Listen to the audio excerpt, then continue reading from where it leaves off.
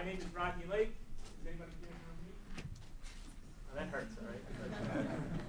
I run the program in applied research and investing, also known as PERI, and I also teach undergrad and grad, advanced student investment fund, and the Phillips Student Investment Fund in the finance department.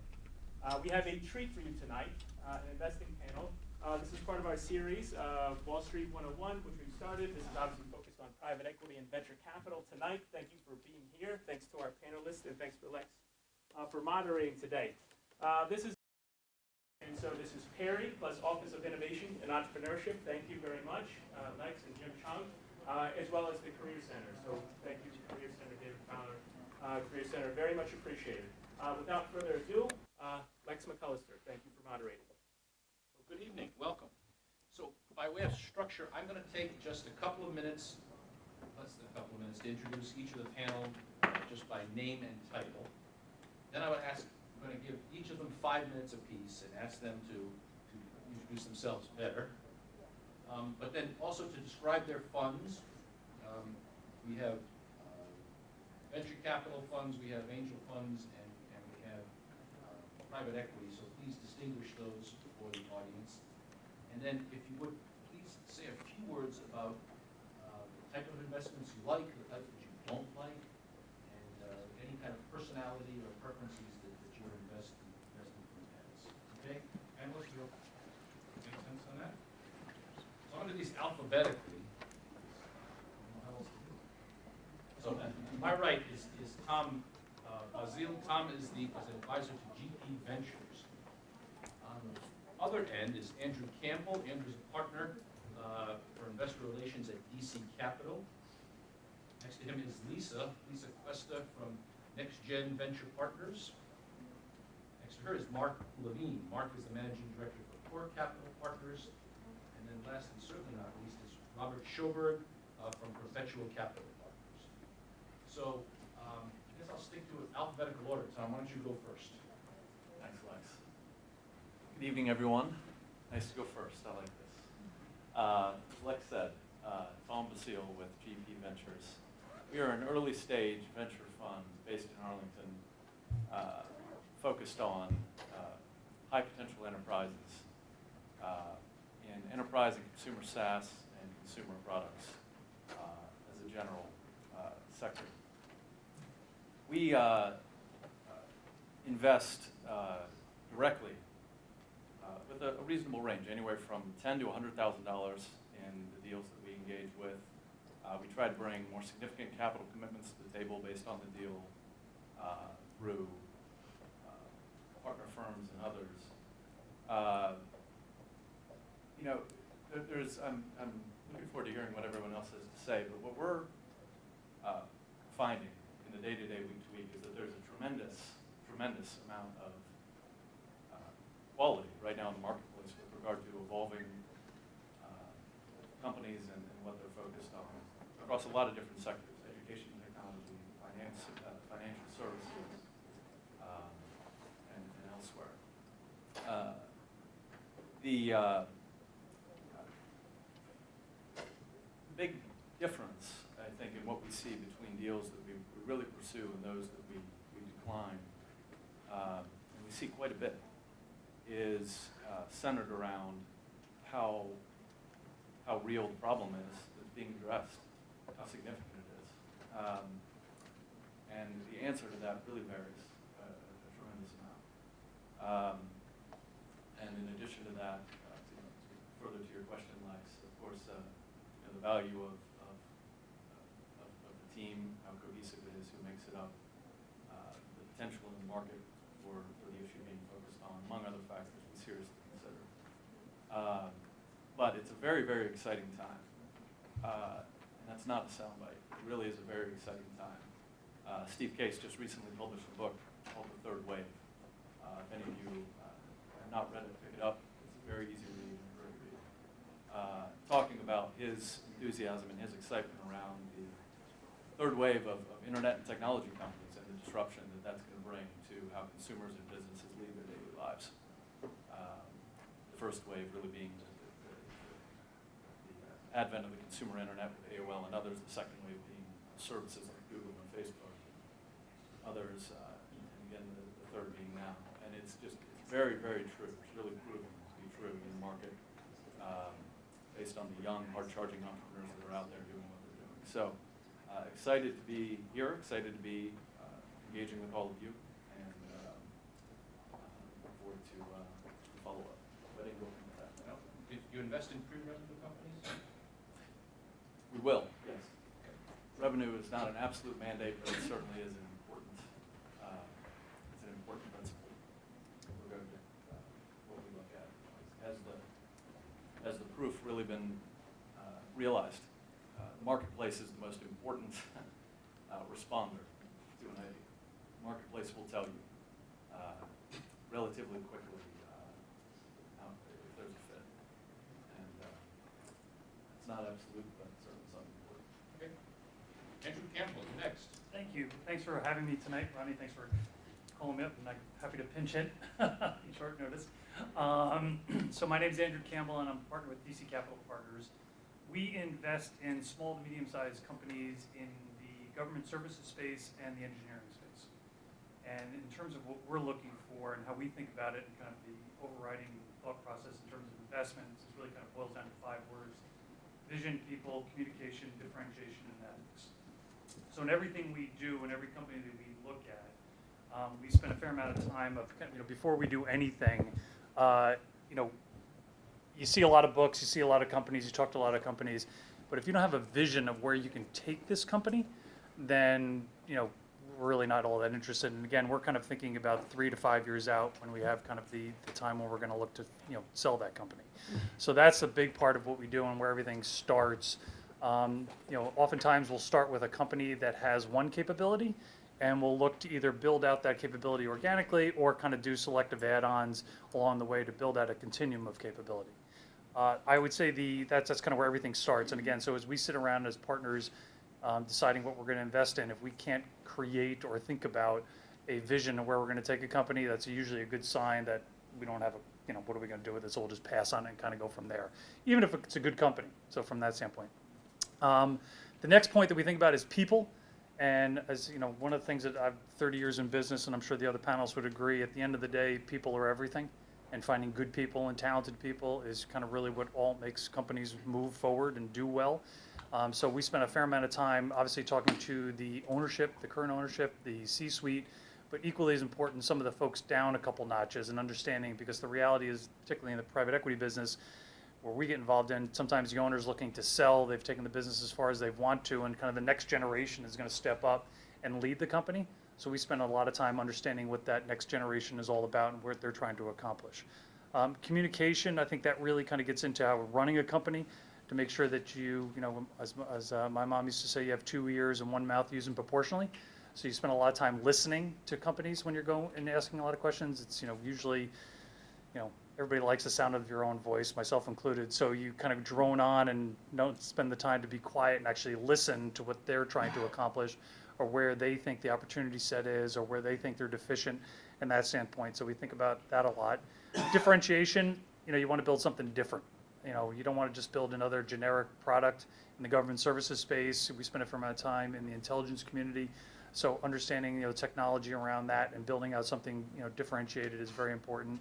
And then finally, ethics, kind of goes along with people, but certainly in the government space and the engineering space, if you don't have good ethics, forget it. And that's usually what kind of bites a lot of companies.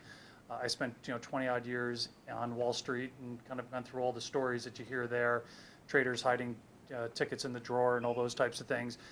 Again, it gets into people and ethics, and that really kind of what drives our decision making of how we get invested into a company. Thank you. Okay, Lisa, you're next. Sure. So my name's Lisa Cuesta. I am probably the newest to the industry up here, so not necessarily with peers, but I started my career in venture this past summer after graduating from my MBA program in May. So I can tell you a little bit about my experience with recruiting for venture capital and what that experience could be like and how you should prepare. So I work at Nextgen Venture Partners, which is a DC-based early-stage venture capital firm. We invest in software companies in 9 core markets. So we originally started off in DC kind of as an angel group, which Lex mentioned before, is a group of individuals who decide to invest in companies. And we have since raised a $20 million fund, so we've made 8 investments out of that fund to date, 6 of which have been during my tenure, and we have a couple more in the pipeline, which is very exciting. And so what my role is not only talking to the entrepreneur kind of in the early stages, but then also doing the due diligence, looking into the company, looking at the market, deciding whether or not this would be a worthwhile investment, and then writing the investment memo that ultimately crystallizes all of our research that we put together. So if you want a sense of what an associate or vice president would do at a venture firm, that's generally kind of the main responsibilities that you would have. And so those are the roles that you would be going into if you decide to pursue venture or private equity. So that's a little bit about us. In terms of the kinds of things that we get excited about, so I think we look for, similarly, really great people with experience that kind of sets them up to be successful in what they're doing now. So if you have an idea and you're really, really passionate about it, and you have a track record of success in that industry, there's a good chance that we'll be interested in talking to you. So that's one of the things that we definitely look for. In addition to the team that you've been able to assemble around you. So who have you been able to recruit? What experience do they have? How do they complement the skills that you're bringing to the table? Where do we see the world going in a couple of years in this particular industry? So because we are a generalist firm, we see a lot of different types of deals. And so when a company comes to us and tells us their vision of the world, we see whether or not that jives with what we believe and kind of where we see the industries going that they're playing in.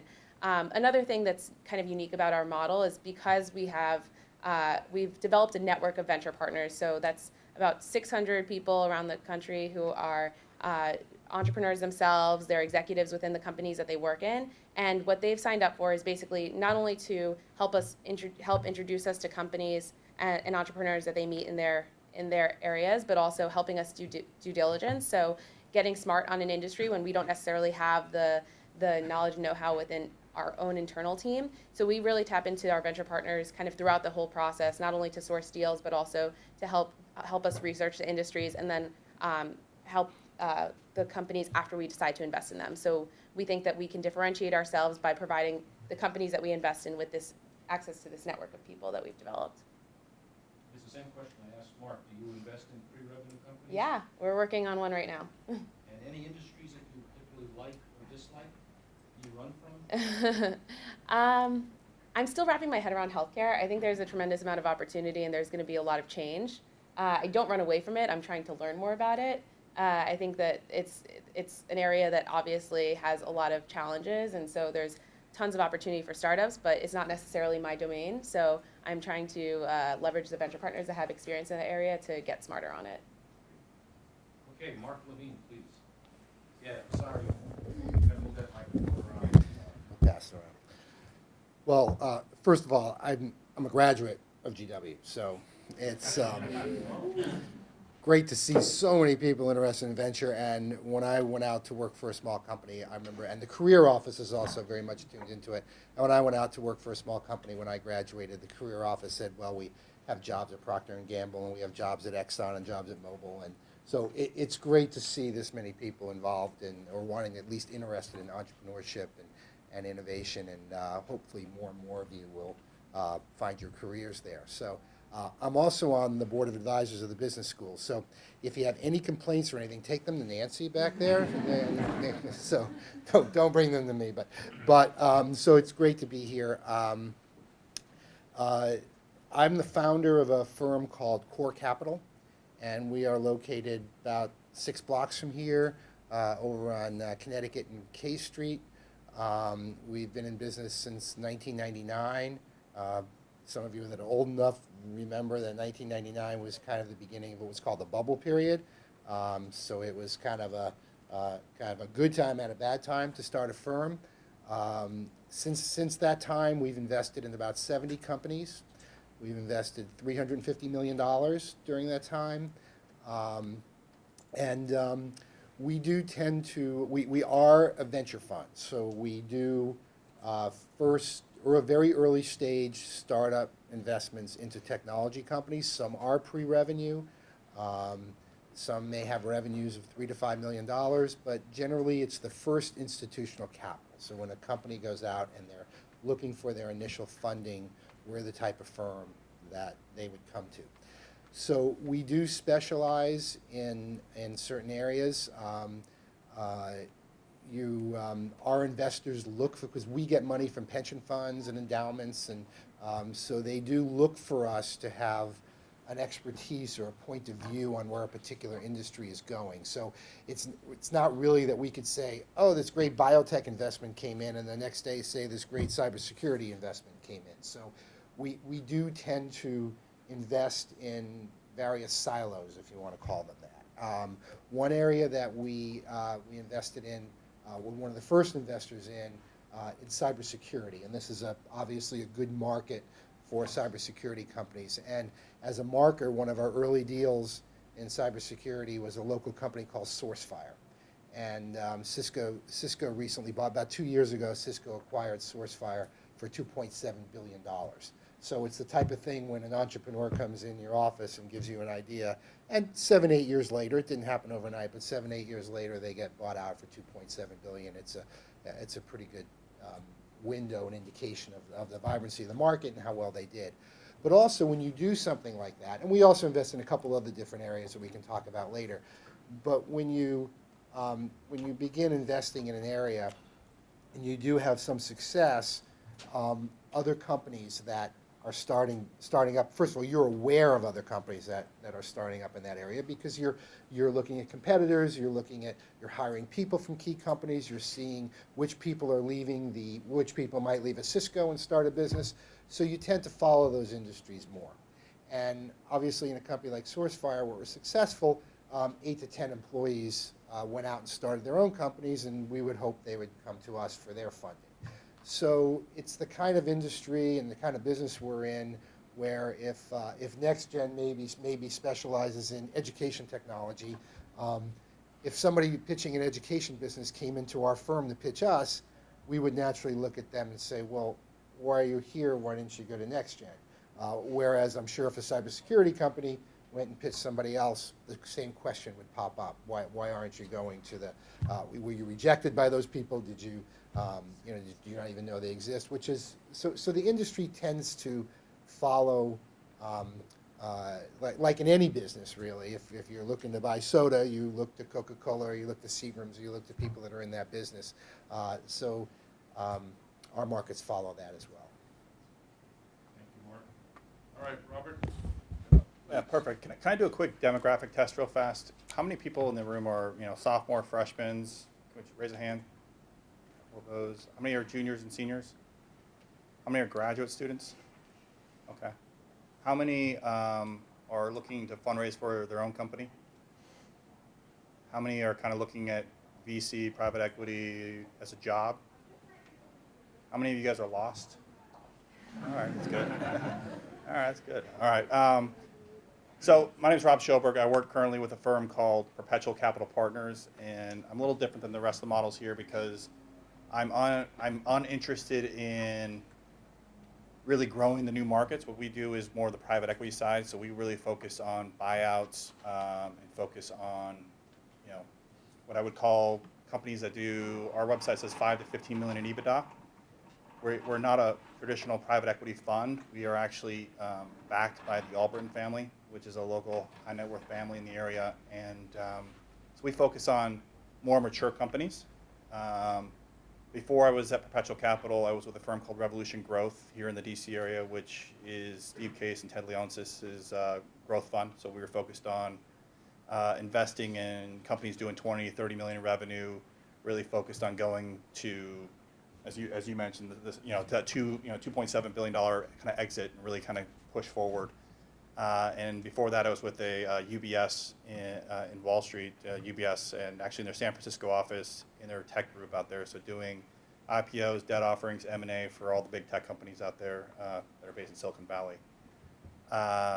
We don't do pre-revenue companies. As I mentioned earlier, we focus really on the bottom line and really focused on growing those businesses.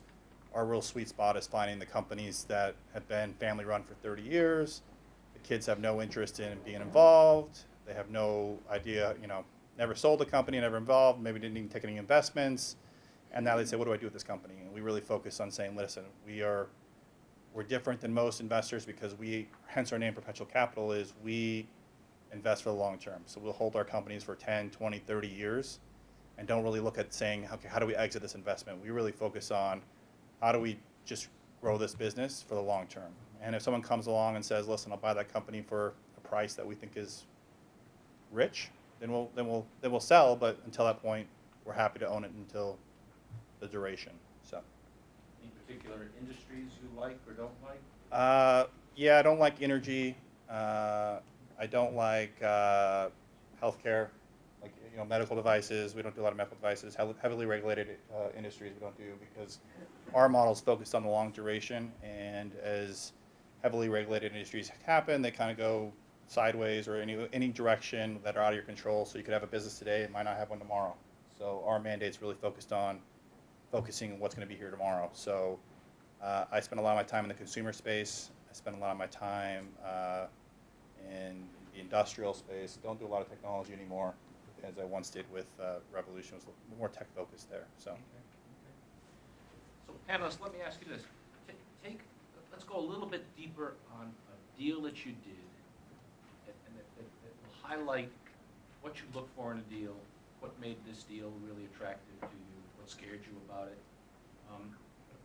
Mark, you talked about SourceFire. Maybe that's a good one, or maybe not. But let me start with you, but a little more depth.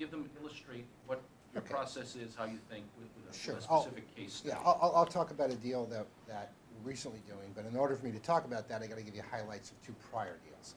So about 10 years ago, we invested in a company called Inlet. Never heard of Inlet. In fact, most of our companies you wouldn't have heard of because they're business to business. But what Inlet did was they did rapid formatting for the videos for live videos and for videos that you watch on your phone. And it sounds easy, but there's so many different form factors of telephones. There's so many different ways people watch, and there's so much different rendering technology. So our guys came out of Microsoft. They kind of understood video, and long story short, they cracked the code. And again, Cisco happened to buy this company as well. They bought it from us for $100 million, and we made maybe 4 times our money on that. So a good experience out of that one. The next thing that came along, the next evolution, was internet-connected TVs.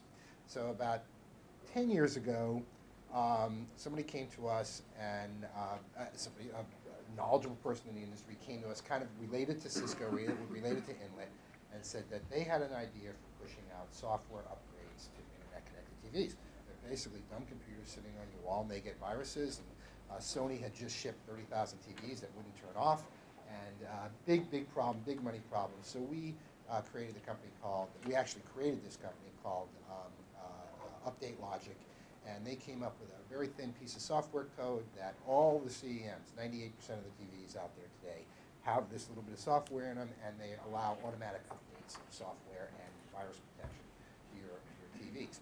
So fast forward now to today, and I'm sure how many people out here have a cable contract with FiOS or Comcast? Almost the dinosaurs do. Okay, everybody else will never have a cable contract or a contract with DirecTV. So how do you find your content? So we actually just funded a business. It's called Bisbee. Okay, the business was the founders of the business came out of a company called Conviva that made technology for broadcast technology for broadcasters, and they came out with a platform that can be developed inside of an app. Like, think of the NBA, okay? The NBA app that would automatically locate an internet-connected TV close to you and move your authentication to that TV, and then that TV becomes your viewing station. It's not a stream. It's not a stream like Chromecast does. It's true authentication. So it's from the app on your phone to the internet-connected device. So stepping back from that, you begin to realize that all these content providers, even big ones like Major League Baseball, NFL, NBA, but even smaller ones like the Food Network or Popcorn Media, okay, the only way that they can get in front of you today is through some kind of middle person, a distributor, a Comcast, a DirecTV, a FiOS. So Bisbee, on their app, can bypass, content providers can now bypass the middleman.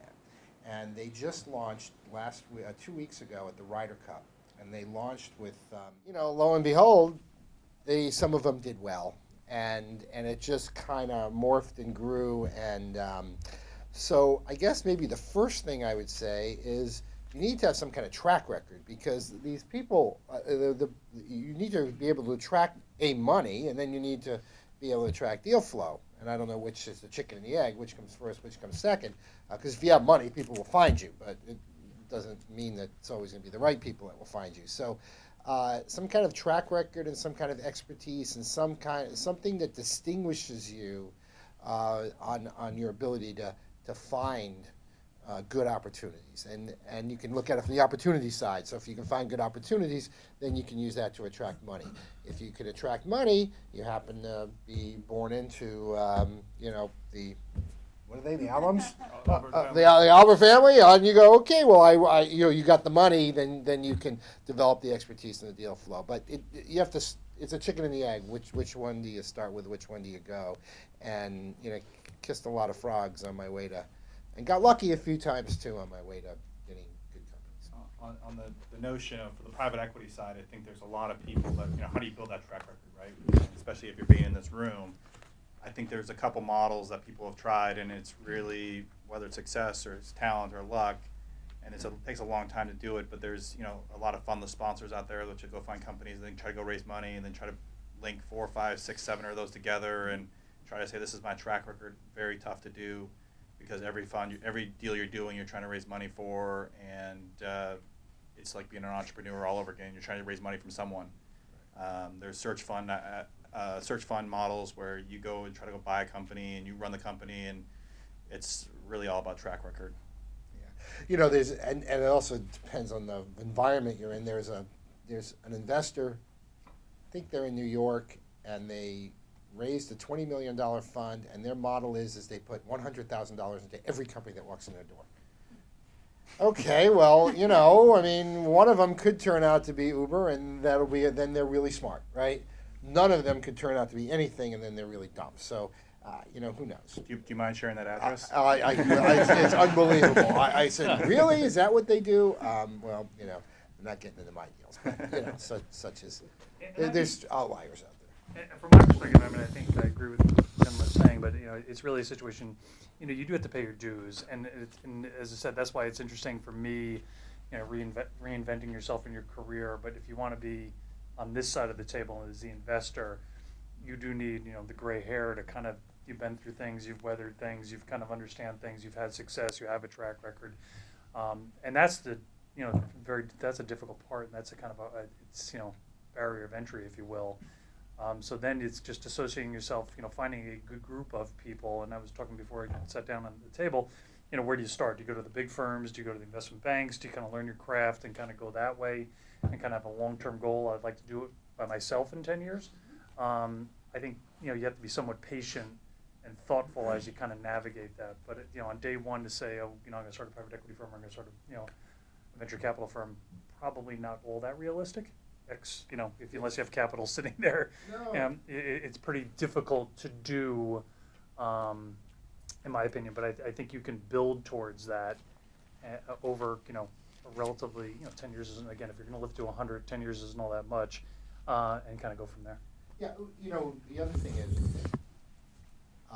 sometimes the people on the investment side of the table seem to think that they're the ones that are responsible for the success. And there's a saying out there, it's the singer, not the song. And you do find investors, like the one I just mentioned, puts out 100,000. There was another investor we had that, oh man, they had reports and they had forms and the companies had to fill those out. And at one point, we never invested with that firm again because that was ridiculous. I don't want my CEO. It's not the investor. It's the entrepreneur. That's the star here. So. A lot of people think it's them, and it's not, and I think that kind of attitude, we all see it all comes and goes, doesn't mean, but that kind of attitude is just not going to be sustainable. Yeah, I think building on that, the best entrepreneurs have their choice, so you just have to put yourself in their shoes and say, like, why would I want to take why would this person want to take my money? So entrepreneurs can go to, if they have something really, really interesting, they'll get pushed up, and they'll get to the most competitive VC firms, and so as the investor, you have to make it worth their while to take your money as well. And, it's a long-term partnership. So it's a relationship just like anything else. Well, and I would ask a question back to you, a rhetorical question, and it goes back to your question, which is why. And if the answer is, well, because you can make a ton of money, well, there's better ways to make a ton of money than being on this side of the table. If the answer is, it sounds fun, well, yeah, the high level So sounds skiing. fun, but like it's So day in, skiing, day in, go grab, skiing, like yeah. there's a lot of, a lot of stuff that goes into it. So, and to your point, which is you gotta put your time into it, and if you have a passion for it, great. But there's a lot of other ways you can do a lot of things that investors do that you do in other ways, and other ways to do it. That's why I kind of think the building the company thing is kind of a, equally as interesting idea. Let's try to get in one or two more questions. Over here. Gotta get the box. That's the way. Thank you for your insightful presentations. I would like to know how could you control the risks and quit at the proper time when a project is at its maturity time. Thanks. Wow. Well, we had this inside baseball. We had this discussion in our partnership the other day. One of our partners thought that there was a compelling deal that they wanted to get into, but we would be in a passive role. And we're not passive investors. We are very active investors. And it was out of scope. And I said, well, why do you think that's a good place to go? And he said, well, the management team's good, the market's good, the product's good, and there's very little risk here. And I said, well, actually, we control risk by taking control. That's why we're control investors. So it was one of those. There's risk in everything you do. There's risk in currency trading. There's risk in there's risk crossing the street. But let's just look at financial risk for a second. There's risk in what we do. What I tend to like about the private equity side of the table and the venture side of the table is that the market is ridiculously inefficient. Nobody knows how to price things at the beginning, and nobody knows how to price things at the end. It's emotional. It's emotional at both ends. So in those type of markets versus a very efficient market like currency trading, I believe that inside experience and control actually then moderate risk. So that's the way I think about risk. But that's in the eye of the beholder. They may have different views. No, actually, I would agree with that. I mean, for us, when you're buying a company and it gets into the vision thing, and you just try to ask all the questions of where you're wanting to take a company in the beginning, and so it's if you kind of nail that down. And the other reason why we're in the government service space, and the great thing about the government business is there's always contracts. So when you're looking at a company, you can see what contracts they have, and you can do the contract waterfall. You can look out and say what contracts are coming up or what programs are coming up, and kind of get a gauge on that. So if I win, there's 5 big ones coming out, and I'm involved in 3 of them or 2 of them. You can kind of do some decent budgeting, so you can kind of plan on where things are going. But picking the people and doing that work in the beginning gives you a way better handle on risk than getting hit by a pitch somewhere along the line. I think with that, 7 o'clock by my watch, I think we should quit. Let me ask you for a round of applause for our panelists.